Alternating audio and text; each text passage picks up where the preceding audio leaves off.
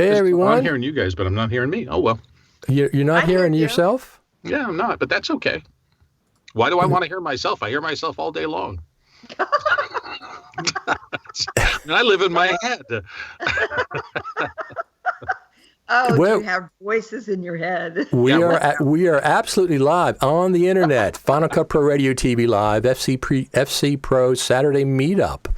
Look who we have here today. On mine, let me point the right direction. On my left, Miss Serena Catania. Good morning, from everybody. California. Coffee and on my right, Mr. Bill Davis, also from California. That's right. Where the left coast is ganging up on the other coast. Of course. Well, that's typical. No matter what it is, it seems like it. It's not fair, Richard. It's 11 o'clock for you. It's 8 o'clock for us. Well, that's true. On a Saturday. That's very true. Absolutely true. That's how much we love you. We make our coffee and we come on the air with you. Well, that's great, though. That's great. We have all kinds of things to talk about today, including NAB, including Final Cut Pro, including the Mac Pro. Yes. All kinds of things. So we have a couple of comments here. Torgrim Grimstad. Did you meet him at the summit, either of you? I don't think I did, and I'm sorry about that. I always love meeting people from across the world. Of course, he may live 2 blocks from me. That's the weird thing about the internet. Yeah, exactly. Now, he's from overseas. I forget, Finland or someplace like that, some Scandinavian country. And every time I talked to him, I'd call him by my phonetic pronunciation of his name. And every time he'd correct me, no, it's Torgrim Grimstad or something. And so every time. Tor. You've been on. Tor's been on here before. I don't see him. Am I in the chat? I'm in the chat. No, I'm just putting up his comments from Facebook and YouTube. And then Lutz says good morning. He's also says good morning. Good morning. Good morning. This is the wonderful thing about this technology is that people from all around the world get together. So, and now, see, we should do the silly American thing, which is, hey, Torgrim, you're somewhere in Scandinavia with Yari. Do you know Yari? Right. It's one of those things like, you're from America and my friend's from America. Do you know each other? Yeah, America. Yeah. You have to look at the size of other countries, like, compared to America, we'd understand better. Like when Australia was on fire. Right. I had no idea how big that country was. Somebody superimposed it over America. I said, wow. Yeah. It's a large landmass. And boy, I hope they're recovering successfully as they can. That was horrible. Yeah. Apparently they had a really bad one like this in 1972 or something. I looked it up, the worst ones they've had. They've had couple times, Yeah, but you see all those, the wildlife particularly. Oh, I hate seeing that. It's just terrible to see all those animals who were in such crisis. So Yep. Keep our fingers crossed that all turns out in the long, long run well. Yeah. Somehow nature takes care of itself. Somehow it's pretty damn smart. If we don't mess them up too much. If we don't try to outsmart it, you're right. So what's everybody been doing, Serena? What have you been up to? Let's go over that first. Well, I just moved into a new place, so there's boxes everywhere, and I've been looking for an IT guy to come over and network my computers I'm building a studio in my garage. Fantastic. It's amazing. Richard and I have both been through that. Congratulations and condolences. I might need your advice. Yeah, it's expensive. I got carpenters, and I'm trying to design it, and I don't know. I love working close to home, though, and I'm actually not going to the Berlinale for the first time in years. I'm staying here, and I'm editing on my documentary, on the big one. So that's what's happening. That's fantastic. Cool. Yeah. What about you, Bill? We're in the middle. So things in the last 6 months have changed radically in my business practice, and I'm giving all the credit to Final Cut. What we've been doing a lot is pitches, and we had done pitches before, but targeted, and we, our success rate on them was what I would consider normal, so maybe we would land 5% of them or something like that. In the last 2 years, we've developed a new process for pitching clients, and we have all sorts of people that we work with, producers, and we produce things in-house, but these people are going out and finding people who have a small business problem to solve, or a medium or a large business problem to solve. And then we're doing a whole bunch of spec work, and the closing rate on our spec work has been ridiculous. We're at like 50 to 60% of the things that we do on spec now are turning into paid projects. That's fantastic, yeah. It's astonishing. And I attribute it to the agility of we can get these out so fast because of the magnetic timeline and how 10 works. And we can comp up things. So the critical point is you have to have writers who can write a solution to whatever the business problem is that people have. Sure. But then to be able to come into the studio and in the course of an afternoon, knock out 5 or 6 or 7 versions of solutions that the business owner might enjoy deploying. And then you're all of a sudden in a different conversation than we were ever in before. It's not so much what will you do for me and what will it look like. It is out of these versions, which one do you like best? And it seems that we're getting much more enthusiasm.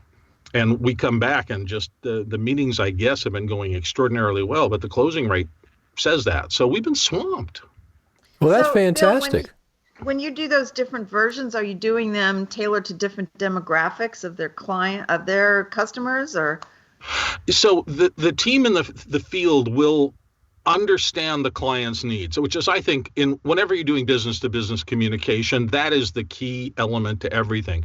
It's focusing down on, the businesses usually come to people like us because they have some challenge. They either have an opportunity or they have a challenge. And so they're saying, I can see that we're not getting the part of this market that we should be getting, or I can see that in our organization we're having this issue. Maybe it's delivery or shipping or something like that. And we all know that video is one of the most powerful tools that exists on the planet for solving problems, because you can show and tell and understand visually, and that the people who work and have to actually implement these things, they love watching those kind of solutions, and it engenders dialogue. So if you can do spec work like we're doing that says, here's how we would approach the problem, and you can actually see it, the conversion rate has been amazing. Yeah, we used to do that at the studio when I worked at the studio. Every film that came out, I would have our trailer department do 5 or 6 different versions, some tailored more to the young first weekend going audience, some tailored to older men, older women, different groups. And then we would test them, but we had the time and the money to do that, Well, that's what's collapsed in my thinking, thanks to me sitting here with Final Cut, is that I can download, we're doing animatics, we're doing clip video, we're doing all sorts of ways to illustrate that. But then putting together a custom script and then versions of that script so that they can see a range of solutions to the problem, and then taking it out, and somebody takes it out and sits down with a laptop and says, well, here's what we could do for you. And they're going, wow, you can do that for me? Yes, we just did it for you in 3 days. And which proves it's all about story still, isn't it? It's still all about story and how you tell your message. There's 3 things that are very important. More important than cameras, more important than NLE. Story is one, lighting is one, and audio is one. Don't talk to me about lighting. Those are much more important than which NLE you have and which camera you're shooting with, that's for sure. So, Serena, we got a comment from Lutz. He says he's a former Microsoft support engineer, if you want to contact him for your networking stuff. There you go. Thank you. And then Torgrim chimed in and says, hi guys from Norway. I would love to see examples of what you present to your clients. Awesome. It might be fun to do a look back at, I'm just for some reason, I'm thinking about Rain Man. Why am I thinking about Rain Man today? That was years ago. But I remember trying to figure out who the best audience would be for that. And then it might be kind of fun if I could go into my archives and find some of the old TV spots and trailers and audio and do something with that, and then show what we finally ended up doing. And it's far enough in the past where nobody would sue me for using it. Yeah, that's the issue. The issue is creative copyright, because anything that we're working on now, the biggest problem is these are usually, if not under NDA, at least we're doing work for a particular client and we're using their business figures and the rest of that. So that's been one of the tougher things. I used to do a lot of demo reels, and I still do some, but it fell off as we got bigger and bigger clients, because the big clients, it's impossible to get permission to use the work. Yeah. And a lot of people ask me for things that I've done, and I tell them I don't have the media. It aired, It was on television, or it was in the theater, but I don't have the stuff that I shot or the stuff that I directed or produced or whatever. They're supposed to give it to you, and half the time they don't. Right. And so years later, you're trying to chase after it. Our work is designed to go often into the boardroom for presentations at year end or something like that, or to motivate the troops. So we're awash in sales figures and all sorts of proprietary information that you just can't let out of the shop. So it makes it a little hard. It makes it hard to do that. But there's got to be projects, particularly the older ones, that I'd be happy to show you some of the things that we've done in the past. It's been interesting. I'd love to see it. You know, the hardest part for me is the music clearances. Oh, absolutely. And I'm always even stuff I have the rights to, I get dinged on. I get dinged. Warner Brothers is the worst. Disney, Warner Brothers. You'll put something up on YouTube and you'll have a copyright slap for something that you own. And then YouTube doesn't protect the creator. They protect the big companies. So once I've had one slap and it was totally unwarranted. I tried to fix it and YouTube just wasn't having it. They weren't listening. And, what do you do as a small person? Well, what I do is anything important, I'll write my own music. I'm waiting for them to slap me for my own music. I'm waiting for that to happen. We exclusively use buyout. There's 6 buyout libraries that we use consistently, so that doesn't flag anything because they're all known to be buyout. Yeah, but Bill, it was one of those buyouts. Yeah. I'm not saying there aren't missteps, right? Yes. They use a technology not unlike SoundCloud to, you play your phone into it and it says that's what this song is. So something is auto-identifying by an algorithm. There's somebody at Warner Brothers with Shazam sitting there listening to all the music. Exactly. And going, ha, I caught you. Yeah, another one. And then the auto lawyers go into effect. Oh my gosh. I don't know. I've always thought the music industry was way too protective. I'll tell you what happened to me last year during the Berlinale. I got some footage from Ed Sheeran's publicists, and they asked me to do a story about, he had a documentary about him that was coming out. I did a story, I put it up on YouTube, and then I got smashed by the record company, and I got a copyright. That's what it was. I got a copyright infringement on that. And I'm going, wait a minute, your publicists sent me those clips with the music under it and asked me to do a story. So it's getting a little crazy. So I 100% agree that it can be too difficult, but I got to tell you a story where I flipped my opinion about that, and it had to do with a little users group I was in probably 15 or 20 years ago. And somebody in the little group brought to the meeting to show us the last work that he had done. This is a tough story to tell because it's still kind of, it flipped me. And what he had done, he was a Jewish fella, and he had very passionately done a piece about the Holocaust. And he had all sorts of pictures that were very difficult to watch. No. Honestly, a tremendously decent thing to do as an expression of your artistic thing. But he had chosen, as a private individual, to use Louis Armstrong's It's a Wonderful World as the background music. So you can imagine, I'm sitting there watching this thing. I'm listening to a piece of music that I deeply love. Right. That I think is a beautiful artistic expression. And he has married that with these images of broken bodies. And I'm not even sure I can still listen to the song today, 15 years later, without having those two things linked. Right. So that turned me from it should be easier to use music, and why can't we pay a little fee and use the current, pop song to drive our piece forward? And you're going, well, okay, here's Pandora's box. Well, you spend all your time doing this thing. It's the latest Billie Eilish song, and then somebody marries it to a subject or something that twists a song in a terrible direction. Well, so whose rights are more important? There's a cup. First off, with music, it's kind of complex. So I put out CDs in the past, and I'll cover a Bob Dylan song. But with CDs, it's very simple. You send a fee to a guy in New York named Harry Rose. He's in charge of all that stuff. But that's for physical copies. That's for physical copies. License. And there's no license. Dylan has nothing to say about it. He can't say yes or no. It's part of the the copyright holder. Harry was it Harry, wasn't Harry Reid? Fox. Harry Fox, yeah. Yeah. So he was in charge of most of the stuff, and you'd pay him a fee, I don't know, whatever it was, depending on how many copies you had, and that was it. But you can't, but that doesn't cover the digital copy for iTunes. And it doesn't copy film. It doesn't copy stuff like that, right? So you I had need a corporate licensing client rights once. and you need a sync license too. Right. I mean, there's two There's all different kinds. licenses. There is. And even beyond that, we used to work with a company in New York, and we had a corporate thing where the big corporation, large corporation, lots of budget, wanted to use Bachman-Turner overdrives taking care of business. Mm-hmm. Kind of, Popular. Sure. Yeah, our huge annual meeting, and we're going to have them come out, and everybody's going to get hyped up to taking care of business. And I think the negotiations started around 20 grand and went up there just for a single use for one piece of music like that. Eventually, because they had the economic resources to do it, I think they involved Randy Bachman, and he did a customized version for the meeting. But what does that tell you? That tells you if you don't have that kind of economic clout, you are out of that market.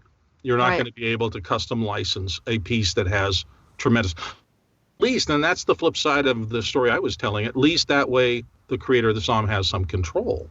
Decides, do I want to license it to this person or that person? Well, see, but here's the thing.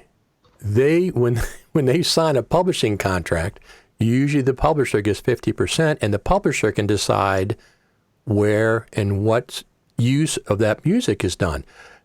That's why you saw Satisfaction by the Rolling Stones on a Snickers commercial. Yeah, right. Now, I mean, the Stones didn't agree to that, but their publisher did, and he sold it, and they made money, but it's, so you have to be careful with that stuff. It's the Michael Jackson owns the Beatles thing. Well, it's been going that way for a long time. Music is so powerful. There are certain songs where you hear them and you can remember, like you were saying, Bill, like, you can remember exactly where you were when you first heard that song. Like Satisfaction is one of them, right. Or the Beatles, Sure. I Want to Hold Your Hand is another one. Right. I'm dating myself again. You want to hear a funny little story? Go ahead. The only time I've ever been starstruck, because, at the studio you work with all the stars. The only time I've ever been nervous starstruck was when I had Joan Baez come into my office at United Artists. And it was my job to talk her into letting us use one of her songs for the movie Betrayed. And I actually sat in my office for about an hour because I needed her personal permission. Right. Because she anyway. owned it. Yeah. It's just, it's a very big, the whole licensing and copyright thing. Everybody says, well, why don't they just ... whatever the last part of the sentence is. And the answer is because there's a lot of issues behind this. And I don't think they're ever going to be easy to clear up because you do have competing things. Yeah, you think it should be easier, but maybe it shouldn't be easier. Maybe tying a work of art that has that much emotional power for a generation of people to mere commerce against the wishes. I mean, we see this a lot with politics on both sides, whether you're right or left. If you're on the left and you're using a country music song that you want to get traction in the South, or if you're on the other side of the political spectrum and you're using Born in the USA to do a politician that Bruce doesn't agree with, there's still going to be conflict there. Right. The one thing that surprises me, when kids are starting to make music video, they tend to use these songs that have emotional resonance for them, and they have emotional resonance for everybody else. I do think, and if there are really young editors out there, you're kind of doing yourself, I think, a little bit of a disservice, because if the minute the song comes in, the emotion attaches immediately because of the wonderfulness of the song, you're not going to work so hard to get the emotion of your cutting, to get the emotion of your art in place, because you're riding on a train that's already been streamlined to go fast. No, absolutely, Bill. One of the things I always say, if your edit doesn't work without music, your edit doesn't work. Yeah. Right. Yeah. But music. But do you use music for pacing and for all the kinds of overall things. feel? I mean, I put temp music in so I can kind of give myself a feel for where I want the scene to go. Yes. If emotionally. if you're going to be using music, absolutely, but don't let it be the dominant emotional factor. I mean, your cutting, your editing should be powerful by itself. music is like the icing, a lot of times. But no, I agree. But Bill, I hear what you're.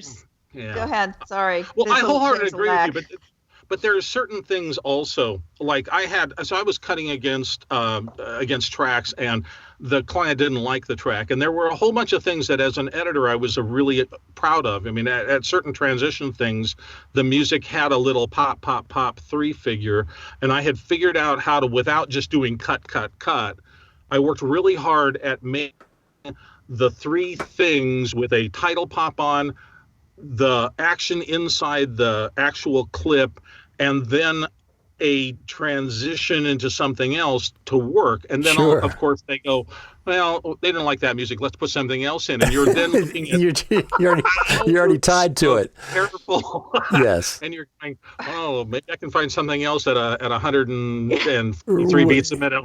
Yeah. Just searches. And no, none of them work because I edited exactly. Well, that is a background. Try to get their permission for the music ahead of time. That's what I try to do. It said, you want this track or this track better? And then but I know exactly what you mean. You can't just swap out music if you've cut to the music.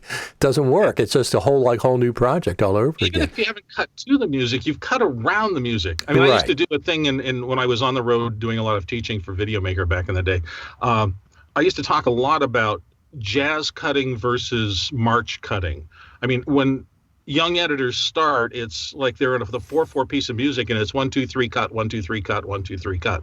Right. And one of my examples was listen to some jazz. I mean, listen to some great jazz vocalists. They are nowhere near the main pulse. I mean, no, of course. Go listen to some Frank Sinatra, Witchcraft, or something like that. And the way he phrases things, anticipating or sometimes lagging halfway through a measure before he starts a line, is part of his brilliance. So you've got to be attuned to the pulse. You've got to be there. But if all you're doing is march, I mean, you're cutting John Sousa like, and march can be a good thing, but it doesn't have a lot of variety to it. So when I see on these Final Cut Pro groups with sometimes new editors, I always get a kick out of them, and they say, can you send me, where can I get some royalty-free music? Yeah. And they think that's free. A lot of them, I say, it's not free. It's just you're not going to pay a royalty, but you're going to pay for it. Royalty-free does not mean free. There's some royalty-free music out there. Somebody on SoundCloud who did a Creative Commons license and said, I don't care if you pay me anything, just go ahead and use it. Have fun with it. Let me know what you use. And that's one part of the industry. But almost anything else, particularly if it's really good, it took time to create. Yep. I mean, that's one thing you learn the more you go. Nothing that really looks easy and looks perfect was ever easy. Even if the artists, you get artists who go on and, that song came to me in 5 minutes and I woke up and I went and wrote down the main line. Yeah, the seed idea there, but then in a studio, it was weeks, if not months, of careful application of your 10,000 hours of expertise, to rip Malcolm Gladwell off again. It's turning something that was a quick idea and having the facility to actually turn it into a real thing. Absolutely. That's still hard. Let's talk about Final Cut Pro. Oh, cool. Do that. What else is new in Final Cut Pro? This is Final Cut. So it's 2020. We got through 2019. It's a little bit slow as far as Final Cut Pro news, but now we're into 2020. Mm-hmm. So I've been following. I like statistics when it comes to Final Cut Pro. So I did it. If anybody doesn't know me, I did it. I did research, and let me tell you some. I've heard people say Apple can release Final Cut Pro, a major version anytime they want. That's correct. However, there's 5 full number versions of Final Cut Pro: 0, 1, 2, 3, and 4. 4 of those 5 had been released at NAB or the Final Cut Pro Creative Summit. The only one that was not was 10.1, which was out in December. Even the first version, right? 10.0 was premiered was it the Super Meet? Bill? Yes. So at there NAB. You go. It was at NAB. It was premiered at the Super Meet. It didn't come out till June, but even the first version and every version since then, 10.2, 10.3, 10.4, have been either NAB or the FCPX Creative Summit, one or the other. every one. So, NAB 2020, 10.5, that seems to make sense. Maybe. So the question is that causation or is that the result of something else? Is the team working saying the world's press and information about things like NLEs, that's a kind of an NAB thing, right? Right. So you right. do have people from all over the planet that gather. So it's a great time if you've got a global product to highlight the global product. I understand that. The other side of it, though, is that we know that Apple has always had the attitude of it ships when it's ready to ship. That doesn't mean perfect, but they've been notable for the unusual ability to withhold shipping if they don't think a product or a feature is ready to ship.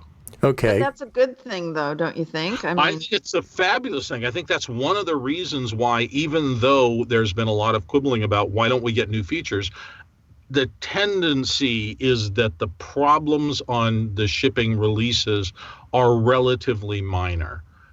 We haven't really seen the kind of things that some other software has seen, where if you install this, there will be wholesale problems in crashing or other sorts of things. It's very complicated, and I understand that, and I'm not that 10's new things have been without problems. We've seen all sorts of little things here and there, but generally they're minor and generally they're fixed quick. I don't know, have either of you ever missed a deadline or lost the ability to get your work out because of a rev in Final Cut 10? No, but I don't think I No. would have on other NLE either. Well, we're guessing because we don't use them every day. We use this one every day. So from the perspective of a professional user who uses this to make my living every day, I have not missed one deadline in it's been 8 years because of some problem in the software that precluded me from getting my work done. Yeah, sometimes at the rev, there would be a problem for a subset of the users that cause people to have crashy problems for a while. And we've heard, I have to go back and I had to strip out that system and put it in clean or something like that. We've all heard those stories. Right. So it's not without all problems. It doesn't work automatically. It's not perfect. But generically, this has been an astonishingly stable app. Yeah, it has been, but you still want to think about what is the team doing going forward. They're not standing still.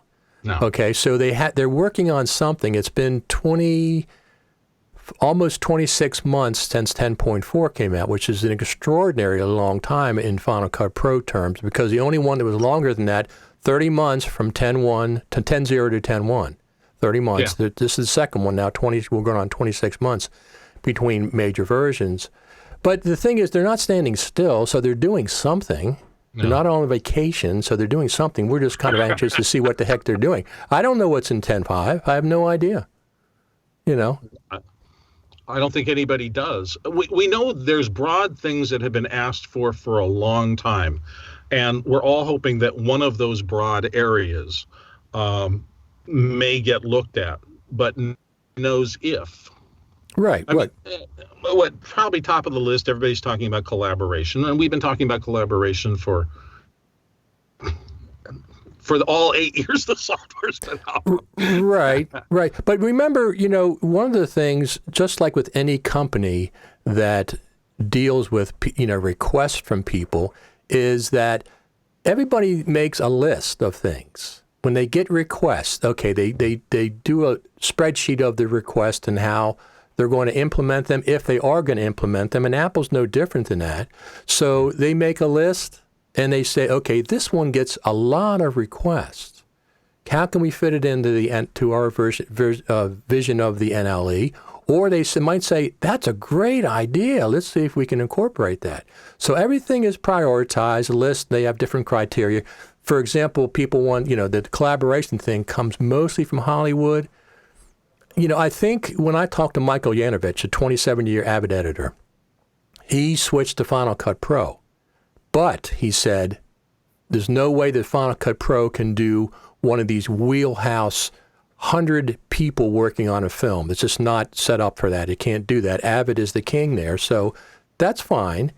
Yeah. How important is Hollywood to Final Cut Pro, to the Final Cut Pro team, or Apple in general? I think it's proportionately important. But there's so many other things that are just as important, and that's colleges, and that's new editors, and that's people who do wedding videos, and that's people who do documentaries and other things. They don't just take one of those, just Hollywood. That's our main goal. They're not going to do that.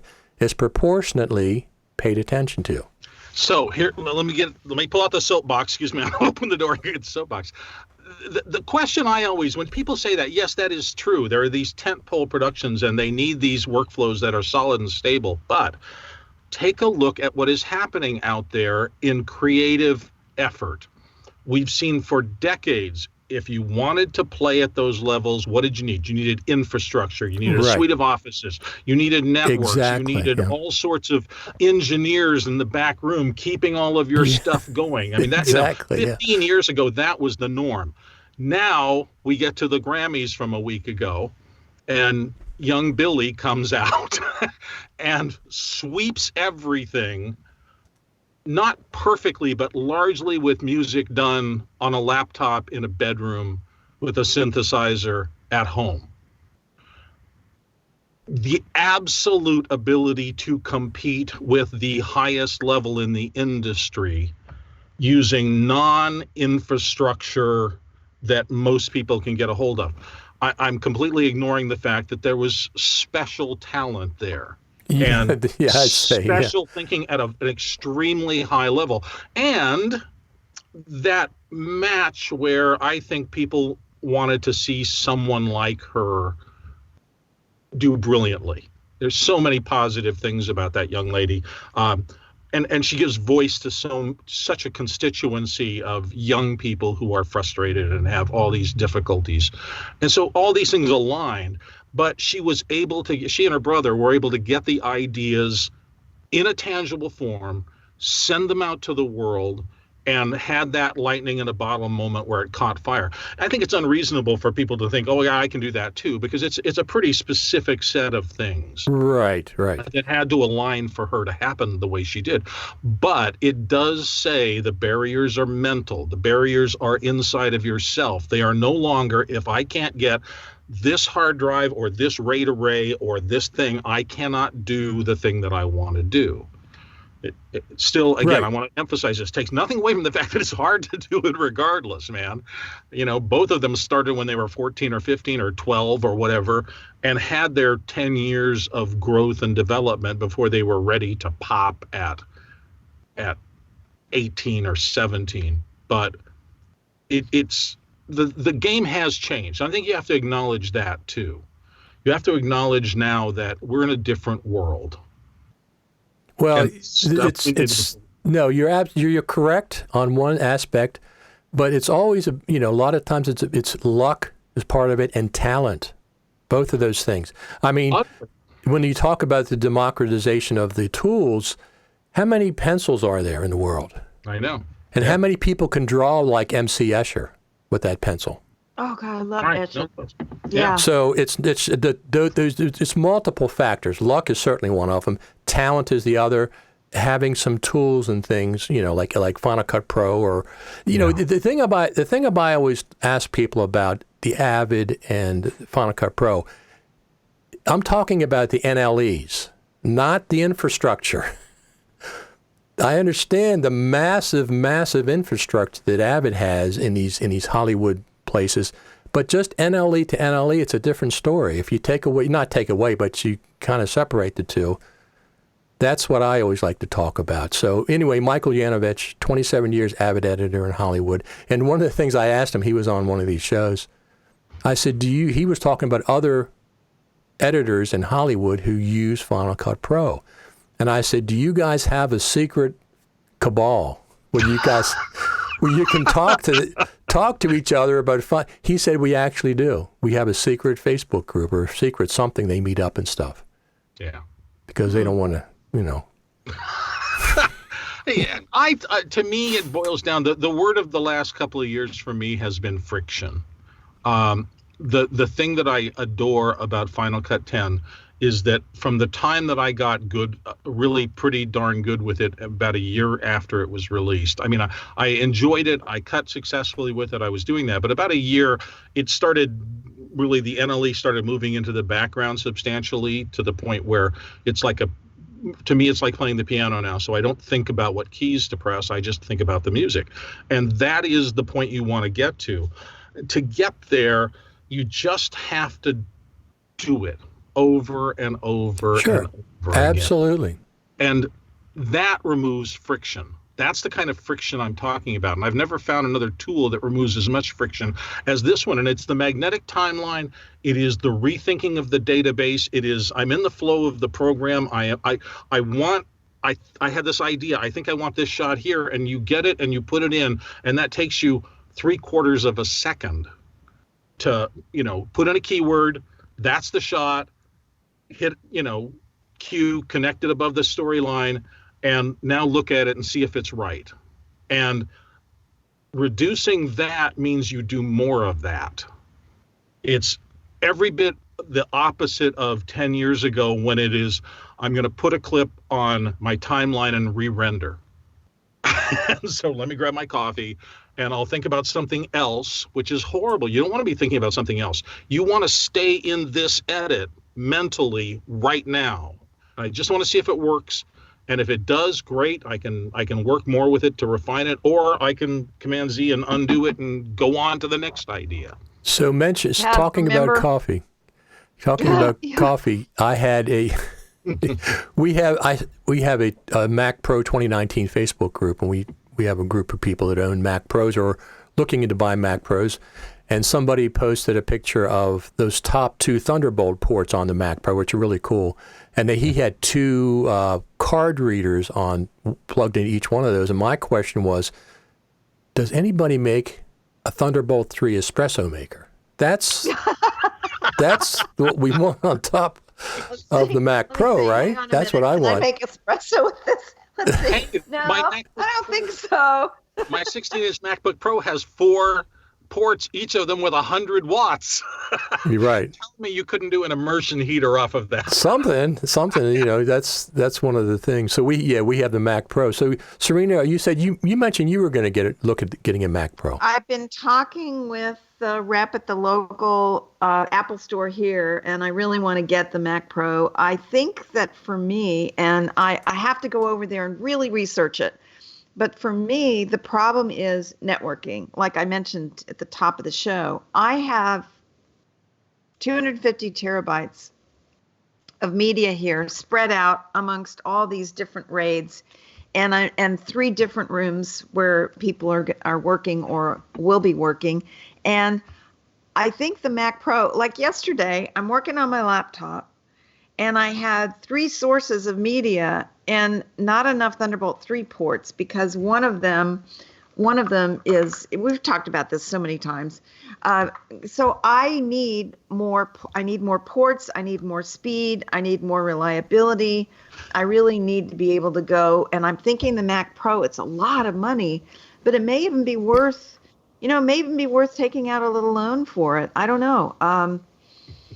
What am I going to budget between 15 and 20,000 for it? No, you don't need that. No, you don't need that much. No. Do I need an afterburner card if I'm not doing absolutely a lot not. of effects? The only thing you need, afterburner is only good for ProRes, right? Nothing else. So here's one. Yeah, here's one of the things. Don't get the 8-core. Okay, 12 or 16 core. 12 or 16 core. Okay, right. You want to step up from that because it's slower memory, a bunch of other things. So 12 or 16 core. I got the 16. Okay. You want to get at least a 1 terabyte SSD. I got the 2 terabyte, at least 1 terabyte for the main SSD. The third thing is you got to get that Vega Pro 2 graphics card because it does a couple of things. We discussed this on our Final Cut Pro in our Mac Pro Facebook group.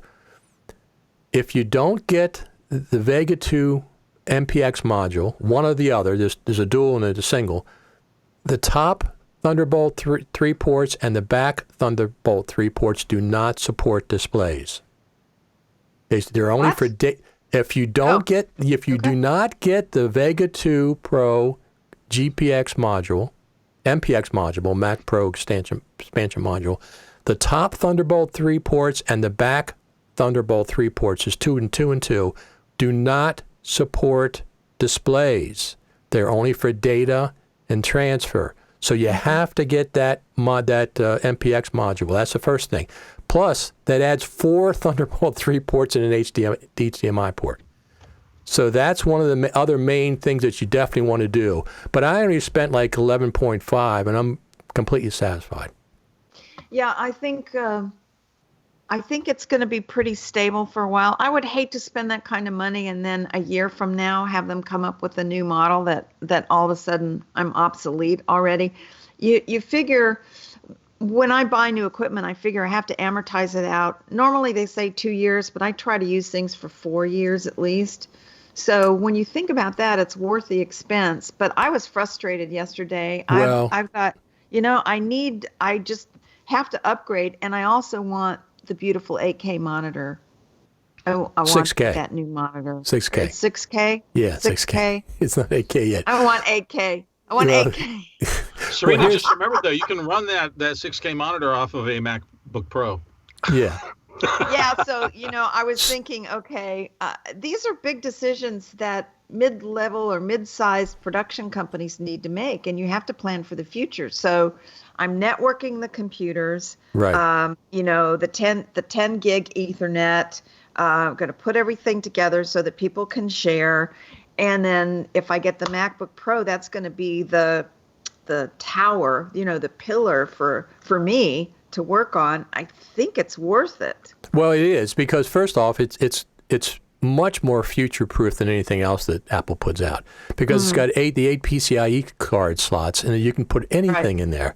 I put a single NVMe SSD inside with a little cheap $15 PCIe card from Amazon, and it was less than $300, 2 terabytes less than $300, and I get 2,800 megabytes per second read and write out of that thing.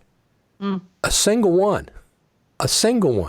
I'm not a big fan of RAID 0 when they put through 2 of those and 4 of those together. I'm not a big fan of RAID 0s because if one of them go, you lose everything. People sometimes don't realize that. No, yeah. But a single one is getting 2,800 read and write. It's amazing. Are you running soft RAID? I don't have to.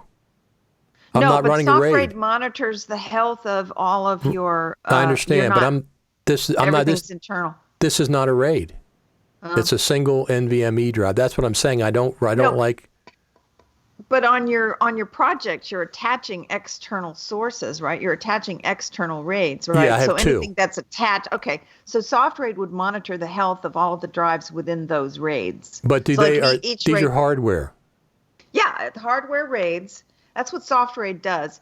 It monitors the health of the hard drives within your RAID system. So if you've got, like this one right here next to me, has the Chianti story. Some of the Chianti stories got Act 1 and 2. Right. There are 4 hard drives inside this OWC Thunder Bay. I have probably about, I hate to say it, I probably have about 18 different RAIDs. One of the hard drives in one of those RAIDs was predicted to fail, and soft RAID alerted me. And so I called OWC, and they sent me a new hard drive, and I replaced it. But that's what I'm afraid, since the hack that I had, I'm afraid to run my computer without soft RAID running. It's a whole different discussion. Sorry to kind of sideline us, but, protecting our media. Yeah. No, absolutely. Media is important, but I have mine are hardware. One's a Promise and one's a G-Tech. They're both hardware RAIDs. Mm-hmm. Yeah, this is hardware. Soft RAID, I think, is software RAID. It's software. Well, it runs, but it exists to monitor the health of your hard drives. Right, but I have, as Lutz says, I have RAID monitoring from both of those drives as well. There's an app for each one that monitors all these checklist items, check, and it also will send you notice if something's going wrong with one of the drives. Speaking of RAIDs, whenever you buy a RAID, always buy a spare hard drive at that point. Don't wait for 2 or 3 years and then try to go back and try to find a hard drive if there's something that goes wrong. When I buy a RAID, I always buy 1 or 2 spare hard drives at the point of sale, so I have them available. I have 2 down right below where the RAIDs are in boxes, ready to go. I haven't needed them, but Yeah, that's actually good advice because the boot ROMs are going to be different. They're going to continue to Yeah, evolve. I've seen so that. you may not be able to just fix it by throwing it into a new chassis. Of course, we're having this discussion. For those of you who are broke and this doesn't work for, just remember, Parasite, the Academy Award winner, was done on Final Cut Pro 7. Yeah, exactly. And that's Why did they? I looked at that. I have the DVD, and I haven't watched it yet.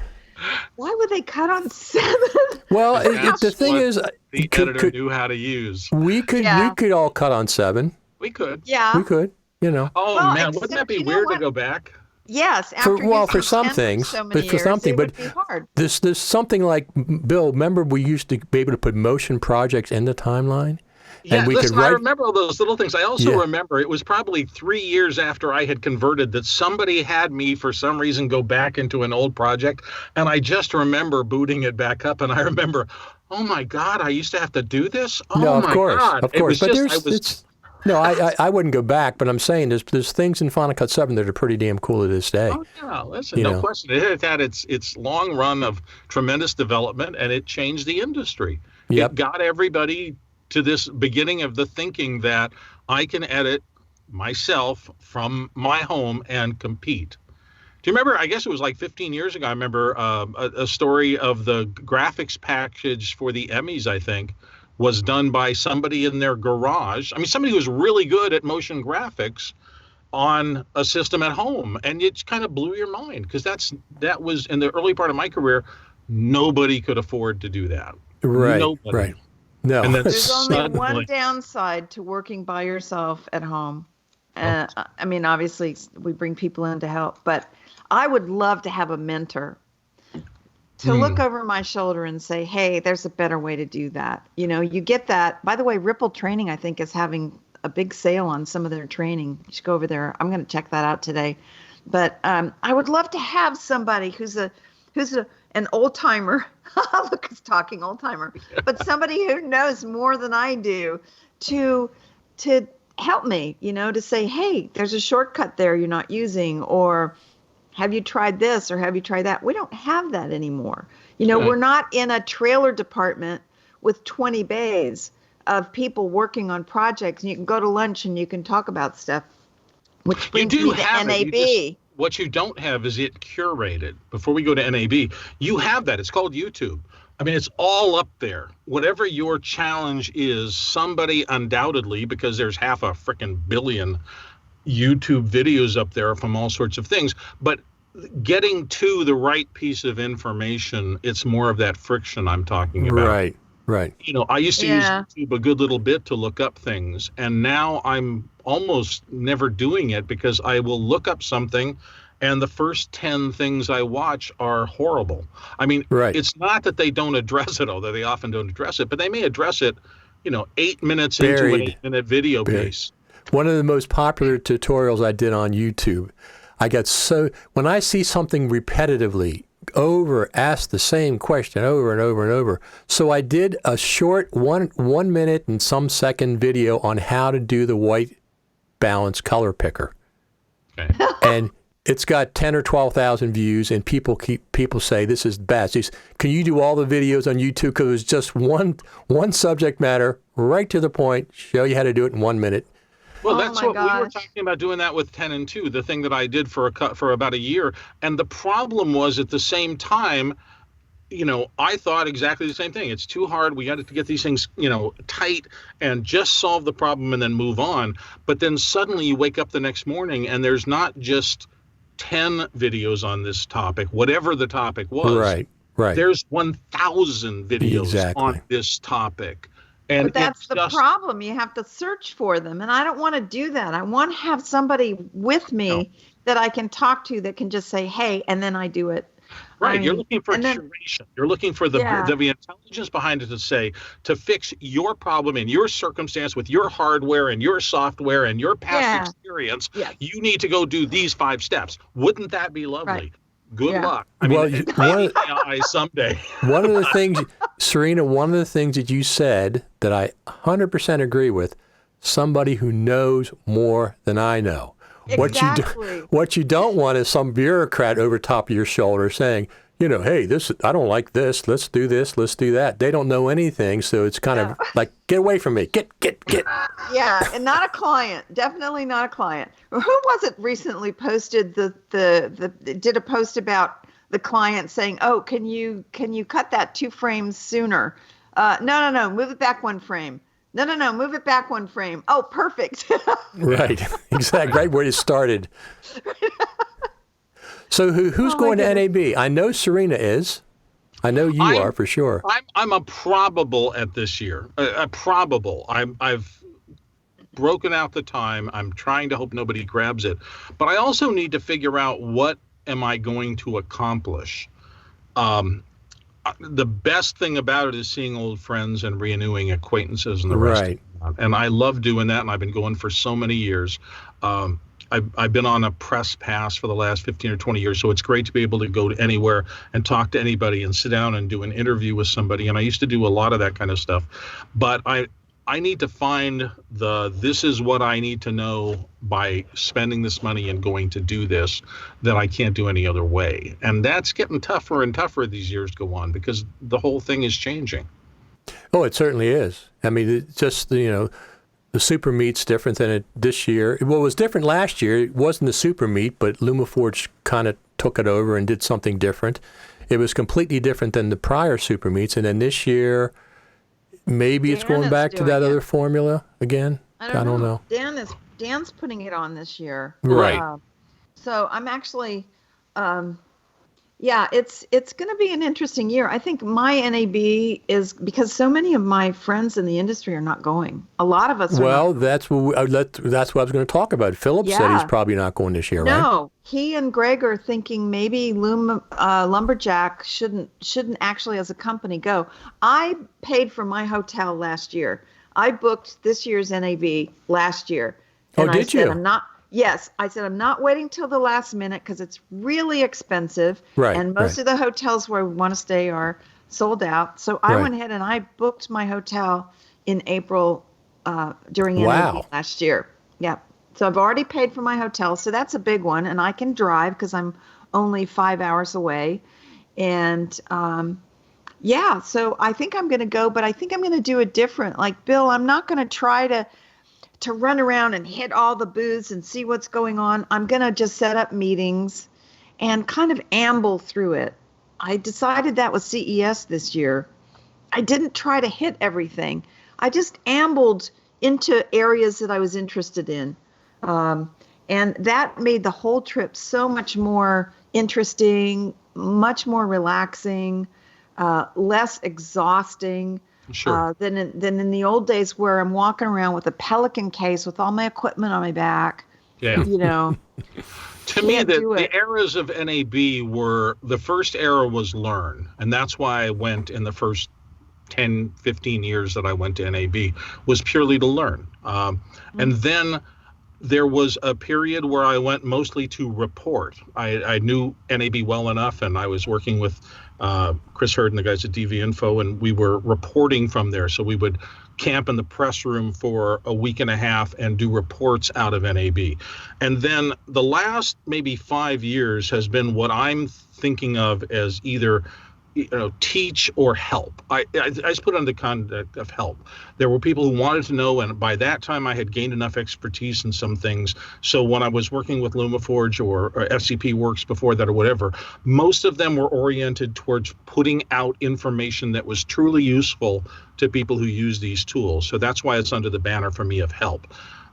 The organizing idea of why do I go to NAB is a little fuzzy this year. I'm not sure what it's going to be. Right. Future Media Concepts, who has always done post-production world, is now connected with Dan, and they're going to be doing a super meet, whatever it turns out to be. Right. And so this will be an interesting year to see what is their focus.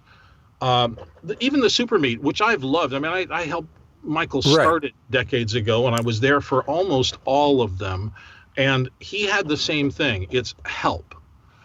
But for some years, and I don't think Michael would take this as undue criticism, for some years, particularly in the middle, and particularly if Apple or some NLE company didn't have something big going on, the costs of doing the show were so huge that for a while, it was presentations that were canned from big companies that, he tried to keep as much down on the ground user involvement as was humanly possible. But the costs Sure. had gotten so huge Sure. that he truly just had to take sponsorships or it would never work. Because you can't imagine how big some of that big room in a Vegas hotel during a big convention, how big some of those costs are.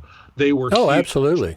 Yeah. And without the underwriting of economically powerful companies, you can't make it work. Somebody has to have a really big checkbook to do something that scale. Now, FMC has always done post-production world, at least for the last, I guess maybe 8-10 years. I don't know. I've never talked to them about how long they've been doing post-production work at NAB, post-production world, which for those of you who don't know are the classes that happen in conjunction with NAB. Right. That to me is the question mark for this year. What's the organizing theme? What can I contribute? And if I can't contribute, what can I advance in my understanding that makes investing, I don't know, what would you say it costs for an individual to go?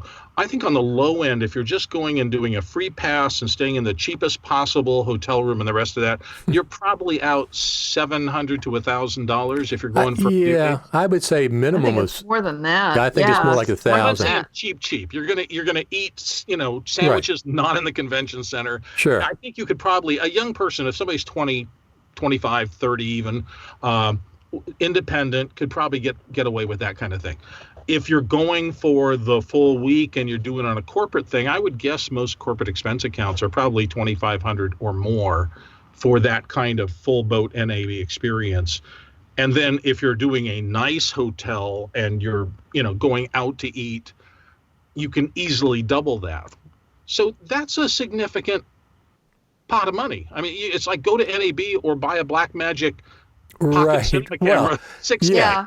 If it's your own, you're absolutely correct. If it's your own money, I'd rather have the camera, to be honest A lot with of people would. What I did this past year was I got, for the last 2 years actually, 2 years ago I had a full crew with me, and we were behind the booth at Blackmagic the whole time.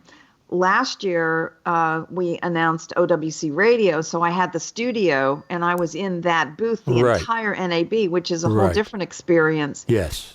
Which is wonderful on the one side, and on the other side, I miss seeing everybody. But what I did both years was I got a house. I went on Airbnb, and I rented a house that had a minimum of 3 bedrooms so that the crew could actually stay with me. And so we were all together. And then 2 years ago, there were too many people. So I got a hotel room for me, and the crew stayed in the house that I had rented.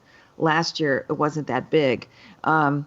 So I think people should go now, and they should look at Airbnb. They should find a really cool place, maybe get together with their friends and share a house. And you have a kitchen. You can make coffee in the morning before you go out. You can have a dinner if you're not going out to dinner.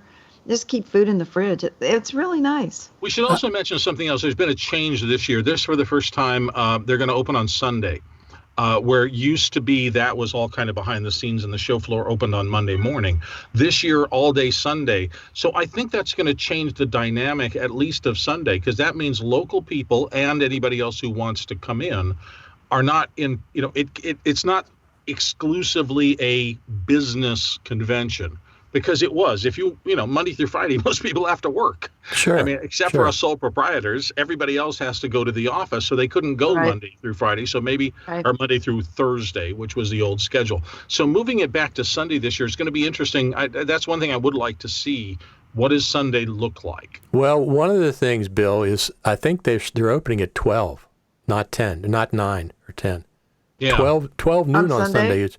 Yeah. Ooh, I love that. That means I can drive up on Sunday. But the question is, the question I have is usually the first thing in the morning is Blackmagic's press conference and stuff. Are they going to do it at 12 o'clock on Sunday, or are they going to wait till Monday morning once again and do it then? Because the thing is, the show floor is open on Sunday, so people can see the booth. Yeah. They can see what they're going to have. They're going to, so I presume 12, it's just an odd time, even though it's Sunday. So the bottom line is things are in flux, and I don't think anybody knows exactly how NAB is going to morph this year. It will still be NAB. It will still be a huge show. Anybody who goes will still be overwhelmed.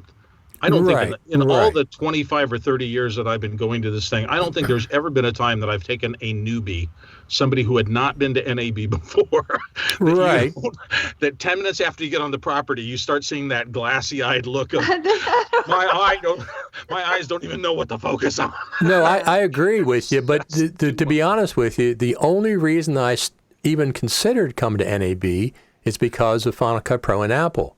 Mm-hmm. That's when I started, coming there. I other than that, I'm going to stay home, watch things on the internet, and see what Blackmagic has coming out and stuff. But it was because of Apple doing the presentations there that I really started coming there. So for the first 2 or 3 years, then last year, of course, they didn't do one, which was, kind of disappointing. But they had nothing to show, so I understand that. But so I just got this question from Torgrim. Do you know if Apple is coming to NAB? We don't know yet. However, in 2018, which was the last time they did a presentation there, it was not announced until February the 15th by FCP Works at that point, because I saw the date. So if they're going to be there, there'll probably be an announcement in February that that's going to happen again. And I don't. So can we all vote? Let's all vote and say, Apple, we all want please them to be come there. to NAB. We all want them to be there. That doesn't mean they're going to have a booth. That means they're going to do a presentation in the convention center. One of the FMC classrooms is converted, but it's always crowded. So it's absolutely. Now, once again, if they have nothing to announce, there's no sense in them being there doing that. But I think they're going to have something to announce. So here's a challenge for you. So what do you want Apple to do in this circumstance? One thing I do know is that Apple's corporate culture is that if you're going to do a public-facing presentation, you will relentlessly hone it at the comma and period level so that everything you are going to do has a purpose. I mean, that was one of Steve Jobs' greatest geniuses. When he did those keynotes, there was no fat in them. It may have seemed like there were pauses and things, but they were all strategic, and they took presentations very seriously, and look what it did for them. Great things. So would you rather have the people, whoever they are, who are building whatever Final Cut is going to morph into next, would you rather have them pulled away to focus on doing good presentations at NAB, or would you rather have them working on the software? I think they can do both. I'm sure they can. Came to mind? Yes, they absolutely can. I would love Apple to come in and do. I would love to go in with Smartphone Studio and do a whole series of tutorials on using your iPhone, using your iPad, integrating with Final Cut. We just had an amazing experience in Rancho Bernardo with the kids there. I saw elementary school children and middle school children going out and shooting. Obviously we showed them the equipment, taught them how to use it. They went out, they shot. The next morning they came in. Those kids, we couldn't rein them back. They didn't want to wait for us to tell them how to use it. They were already wondering how to do titles, how to change the speed, how to do color correction. I mean, these are elementary school kids. And I think it would be awesome to do something at NAB this year for the young generation, because I think we need a resurgence of that. We need that energy. And the iPhone is wonderful, but Richard, you shoot with it a lot too. Yes, I do. Absolutely. What I have found is I would like a better way, and this is another discussion for another time, but I would like a better way to import my media and organize my media as I'm importing it from the phone. Maybe we could talk about that offline. But I love these phones. I have the A cam and the B cam, iPhone, the 11 Pro. I use them all the time. Serena, I absolutely 100% agree with you. I have never been a fan of iTunes and the way that it incorporates with the iPhone. I have a third-party app. I forget what it's called. It's called something that I import my media, and I can choose I'm looking for it right now. Oh, it's called PhotoSync. And you can choose the folder you're going to. You can pull things off the iPhone. Now, here's the only problem. You still have to delete them from the iPhone, and I do that in the iPhone itself, in the settings menu. Yeah, you have to. We've been doing is using AirDrop. We use AirDrop, and so Right. I have found that if I organize, because I have thousands of pictures in there. I just shot Sure. 2 events in the last 2 weeks. So you come back, like this one I did at City Hall a couple days ago, I have to manage that media. What I do is I bring within the phone, I build albums for the event. And then when I airdrop just that album, and I pick the pictures I want out of that, and I pick the download site, and then it goes into my downloads, and then I go into the date, and I know the date and time, and I create a new folder with those images, so it's really fast. But that's the only way I've found. I'm going to try PhotoSync. Yeah, somebody recommended, I would do the same thing. So I use PhotoSync to get the stuff off of the iPhone. And then once I get off, make 2 copies, please. Of course. 2 copies. I use Hedge. Do you At use least Hedge? 2. I have, yes. Well, Hedge doesn't do the iPhone, though.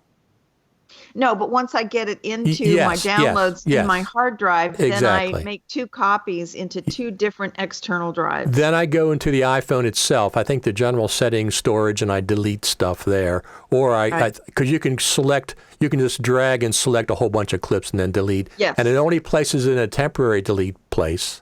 And then you have to go into that place and delete it further to get it off your iPhone. Now, I did get the 512 gigabyte iPhone 11 Pro Max. So we just heard from Brad. Brad says, Brad, good morning. I use AirDrop. That's what he said. AirDrop's good, but if direct connection is much faster for me. AirDrop is, I use it all the time, but I mean, when I'm doing a whole bunch of stuff, like a whole collection of videos from NAB or from the summit, when I connect directly, it's much faster for me. But I use PhotoSync to get stuff off. And then I go, from there, once I get it off, I can use Kino or I can use Hedge or whatever to sort through it and mark things. But here's another question. When I was in Sicily, I used the phone to do video and photo. I brought all my big cameras with my beautiful lenses, and I ended up using the 2 iPhones. Exactly what I... So yeah. Then when I'm downloading, I had a problem, because I had it set to where it was converting the HEIC images to JPEG. Right. And some of the movie files were not converting properly. Some of the high-res, Bill's laughing, they weren't converting properly. So then I would end up with, out of thousands, I would end up with 167 images did not convert, did not download. And then you have to go and you have to find them. Right. And that takes forever. So I set my iPhone to transfer at the original resolution, and then I've never had a problem since. But then on the other end, converting to JPEG so that you can work with them. I did find a couple of third-party solutions that seemed to work. Do you guys have anything that works well for you? Well, I just have to pop in because these are all... You're laughing at me, Bill. No. What I'm laughing at is the fact that the entire thing was built around high-end Mac Pro workflows. And now here we are, a half an hour later, and everybody is saying, but I'm shooting more and more on my phone. And what I really want are more robust, low-end media management workflows. So, and I think this is perfectly normal for everybody watching this. You know in your deepest heart of hearts that there is this stretch. I want to work way up here and I need to work way down there. And I need to pop back and forth between those as seamlessly and easily as possible. And that is difficult because the expectations you have for things like media management on the high end are hugely robust. Apple is very active right now in making those work for movie studios and high-end, what you were talking about, RAID arrays and networks, and a network for a person, not just a network for a studio. And then now we're down here suddenly, and it's like, I need all this stuff too in my pocket. Absolutely. I think it's the just 4K crazy. on the 4K on the iPhone looks great on a big screen. It's amazing to me. Now and I think where does Apple put their chips? Where does Apple? I mean, I heard 4 years ago, Apple had like 600 engineers working on the iPhone camera section. Right, right. And that's probably apocryphal, and it's probably not true. But the point is, they told us half a decade ago that they were going all in on camera, phone, video, and stills and everything else, and that they were going to put boatloads of money into putting this thing in your pocket that had truly amazing capabilities. And they've done it. You don't think they've done it? No, Yeah, I totally they have. think they've done it. But With the 11. But there is some tension between that and what we want in our professional lives. And yes, Apple is big. Apple can do two things at once. They can walk and chew gum at the same time easily. But we are saying, well, they've slowed up on the development of the tool we want in our left hand, but they're going crazy on the tool we want for our right hand. Well, I don't think they've slowed here. I don't think they slowed down in Final Cut Pro 10. I think something big is happening, and they're just working on that. That's my expectations. I mean, I think 10.5 or whatever it is, if they jump to 11 or whatever, is something very, very big. People talk about, well, for the last year, we haven't had much happen since 10.4.4 came out at like 14, 15 months ago as far as features. Yes, they did Metal too, but the Metal's been in Final Cut Pro for a long time. That's not what the people who develop Final Cut Pro are involved with. That's people that are doing the plumbing. That's different thing. And they absolutely can. The people say all the time, oh, I'd rather have a performance, and I'd rather have this. They can do both things at once. They don't have to do one or the other. Yeah. Yeah, but we all want to live in a world where you can get a hold of an Arri Alexa and you can get a hold of an iPhone 11. We want to live in that world both. But there's always going to be I'm going to go out and shoot something, what's right? And that's going to get harder and harder and harder to do. Mostly as the iPhone solution gets better and the Arri Alexa gets more than most projects require. Because let's face it, the problem with shooting those gigantic rasters, the red 8K stuff, it everything grows. Network capability, your pipes have to grow bigger, your storage goes nuts. And you can't do things like, toss 8K footage up to the cloud efficiently enough to do these collaborative things like the Frame.io and Vimeo Pro stuff. So all that bogs down. But that's all really easy and pretty sweet on the iPhone stuff. But yet we're missing things on the iPhone stuff. We don't have, zoom lenses, and we don't have all these other little things that we would like. It's still pretty difficult to get good quality audio into and out of your phone. Well, yeah, you have to pay attention to that. I have a couple of different solutions that I'm using and experimenting with, and so, but I've got the good audio down with the iPhone, but because that's critical. What? Yes. Have you tried the Apogee headphones, the 3D headphones? Oh my goodness. I don't have them on my desk because I've packed them to take on the trip. They are amazing. I took them. I got them just recently, a couple weeks ago. Finally, I heard them during NAB last year, and I loved it. It's surround sound. I went to my granddaughter's concert, and it was in what do you call it? One of those performance spaces, really, really loud. 5-piece band doing Led Zeppelin. Okay, imagine this. That should be loud. Well, Zeppelin's only 4 pieces. Go ahead. She had 3 guitarists, the keyboardist, and her singing. So there's 5 people on stage in a small room that reverberates like crazy. Right. And she's doing Stairway to Heaven, and I'm the grandma, and I've got to get this, right? So I used the Apogee headset, and I put it on minimal. There's a setting especially for concerts, and I brought it back and I listened to it. You can actually hear her singing. It was amazing. It was amazing. And I thought, I love these headsets. Yeah. This little tiny little headset that plugs into your phone, and you use the Apogee Meta Recorder through your iPhone, and you can adjust all the settings, and you get amazing sound. So I need to address this, because we did a thing just yesterday. Dason, my friend in Florida, was interested in whether he could use AirPod Pros as a microphone in the field for recording interviews. Yeah.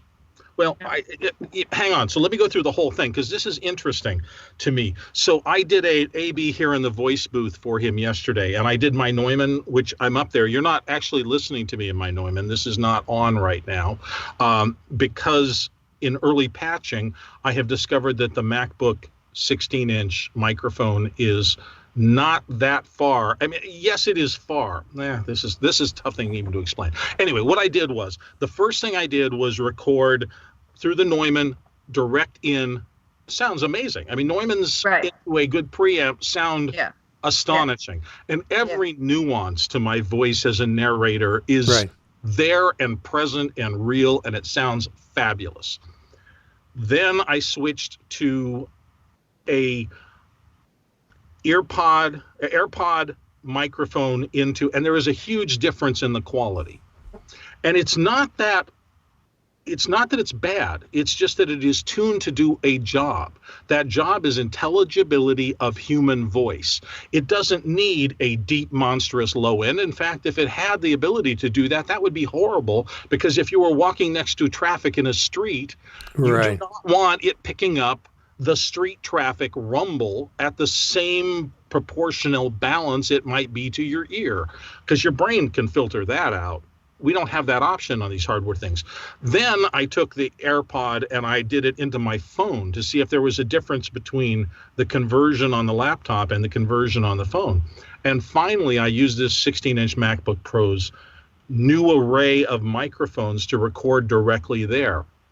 And this is wholly anecdotal, and there's no technical testing here, but it seemed like the Neumann is up here about as top as you can get. I mean, I think everybody would agree that that's a premium, top of the line recording chain, and it does exactly what we're talking about. It captures nuance beautifully. Down here, we have a microphone and an AirPod Pro, which is designed for intelligibility. It's not designed for full frequency response. It will get you a clear, distinct, understandable narration track. But the nuance will not survive. And then here we are somewhere in the middle, and I actually think it's a little bit beyond the middle of the middle, with the built-in 16-inch MacBook Pro microphone array that they put a lot of technology into creating, and it's what you're listening to me on right now. Right, sounds good. Yeah, well, it does sound good. Substantially above where they were before. Right. So that's the problem with audio. People come back and they go, "Oh, I did it on my camcorder. It sounded great."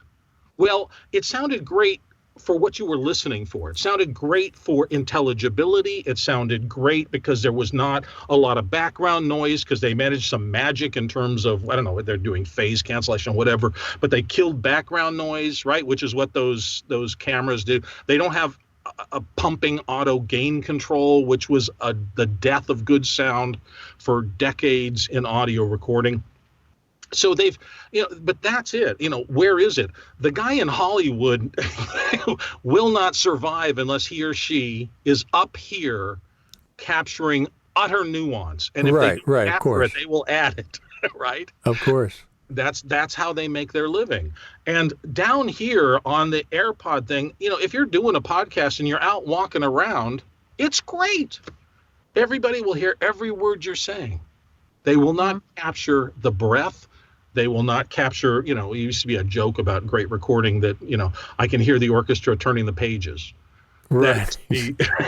In really high-end stereo. I want so much realism that I can actually tell that the second violin is playing a C when the first violin is playing something else.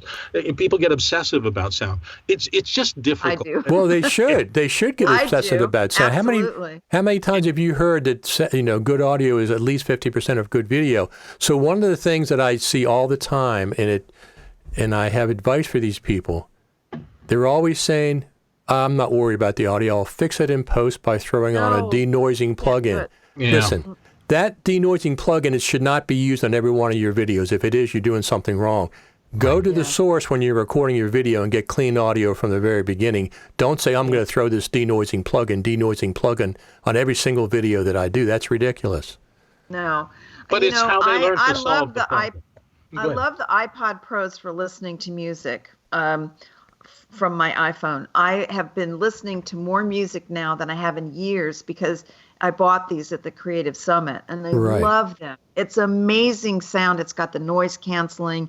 You can't hear cars going by or whatever. It's wonderful. It's great on airplanes. I think it would be great for monitoring sound on the set. But for recording sound, I actually did a test this morning just out of curiosity. And I did a Skype test recording using my iPod Pros. And then I did another one with a regular microphone. And there just was no comparison. Yeah, so I think recording from your iPod Pros, I would not suggest that to filmmakers. Right. I think you still need to record for, it depends on what you're doing it for. And Bill, you are right. If you're doing it for a vlog and you want it to sound realistic and you're not going to ever go into a large mixing stage for a theatrical release, then I would use something easy like this. But I do think that all the filmmakers out there that are watching this, that are especially the ones just starting out, and all three of us have said sound is one of the most important things you can do to elevate and the your least project. intuitive to understand and appreciate in terms of the emotional impact it has. I'll try to quickly tell you a story. Decades ago, I did a pro bono piece for a group that saved raptors in the local area where I was living, and I put together this release of a rehabilitated eagle thing, and we went out in the Superstition Mountains and shot the release of the eagle. And there was a piece of music that I was using that was kind of tinkle, tinkle, tinkle, and this big bass note hit, and then it continued on after that. And we were going to play it back at the public utility that was sponsoring this whole thing. And I said, when I was listening to it in the studio, that bass note was really nice, but I don't hear it. I said, we've got it rolled off because most of the time we're doing public address stuff with these speakers. And I said, well, can you put it back in? And he said, sure. And he dialed back up the bass. And that night when they played that, the moment they let the eagle go and that bass note hit, the crowd leaped to their feet and roared in approval. Absolutely. And from that moment, I woke up that I was listening to my things wrong. I was losing emotional impact of sound in favor of clarity and intelligibility, and they're still important. I'm not suggesting it shouldn't be there, but if that's where you need to evolve about sound, and it's not easy to do. You have to be able to hear your sound. You have to be able to judge it, and you have to be able to know if there is something about it that will be helpful in your emotional communication with your audience. Yeah. Well, I hate to say this, but I have to get to Hollywood today. There's a really fun party tonight. Cool. It's the 50th anniversary of the Doors' Morrison Hotel album. Awesome. I'm a big Doors fan. I love the Doors. Well, they're bringing one of the guys from Doors in, and Timothy White. Henry Diltz is 85 now. He's a photographer that shot Woodstock, and he shot that album cover. And they're having a fun party in Hollywood. So I'm going to drive up for that. Well, and, there's only Timothy White's going to be there too. There's only two Doors left. I think Densmore and Krieger. Yeah, Krieger's coming tonight. He's a guitar player, yeah. Yeah, he's coming tonight. And then there's a surprise group that's going to be performing at the pool. So I'm going to take my iPhone. Actually, I'm going to take two of them because I thought about, okay, should I put my press pass on and should I carry my cameras? And I thought, no, I don't think so. Right, I don't think so. Go enjoy the show a little bit. Take some clips. Yeah. Don't spend the entire show like that. I know. But it's going to be fun. And then the Oscars tomorrow. So that'll be, I'm not going, but I will be watching. Anyway, thank you both. Richard, thanks for having me on. I Absolutely, appreciate it. Serena. Absolutely. Always fun, these Saturday morning talks, even if we do have to get up early here on the well, I switched it from 7 to 8 for you, Bill. I know you did. Thank you, Richard, and I appreciate it. Thank you. Well, the reason I do that is because of Europe. They're like, Yeah. in late Right. afternoon already. So I try to get an average, and I Somebody in understand. the world is going to be at 2:00 in the morning now. Anyway, Yeah, well, Australia. Well, Forget I'm- us. Listen, I can't schedule Australia. Those guys are just completely out, nuts. They're, Well, I'm gonna say because they're goodbye not for even. now. It's not like they're not like 12 hours. Okay, that's fantastic, Right. Serena. Bye, guys. Thank Talk you to you very later. much. Nice to see you. Bye. Absolutely. Bye bye.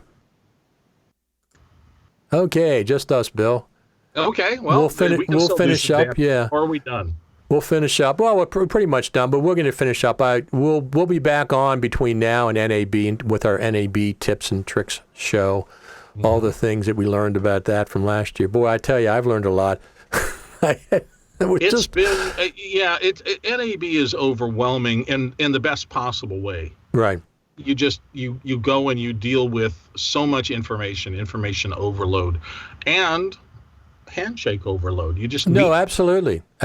I that's the best thing about coming to the West Coast for NAB and then also for the summit.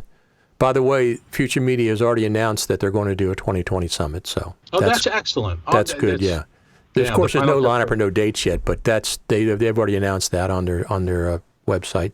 So that's always good. I mean, that's my favorite event. NAB is probably my second, but it's, I'm like you. It depends on what Apple's doing, whether I'm going to be there or not. I'd be less likely to go if Apple's not doing a presentation. I'd be less likely to go. Well, it's the subject that we're most passionate about. Exactly. Because it's the tool set that helps us get our job done the most. Right. And as I said at the top of the show, that just keeps getting better. So I need to be around sources of, I've been using this for 8 years, but he did it a different way than I do it, and that's probably better. Let me go investigate that. I learned something 2 weeks ago about some fundamental little thing about, I don't have to click there. I can go over there and do that. Right. And so you just constantly, that's learning today, is that you just have to steep yourself in this stuff and come away with ideas that are useful and valuable and that maybe help you make a little more money faster and easier. Sure. Absolutely. All right. I think that's good for today then. All right. We've been on an hour and a half. Absolutely. We've Boy, time flies, but I just consider these, we're just going to sit and talk for a while. Absolutely. They're fun. I absolutely enjoy them. All right, everybody. Thanks for tuning in. This is Bill Davis. My name's Richard Taylor, and we will talk to you later.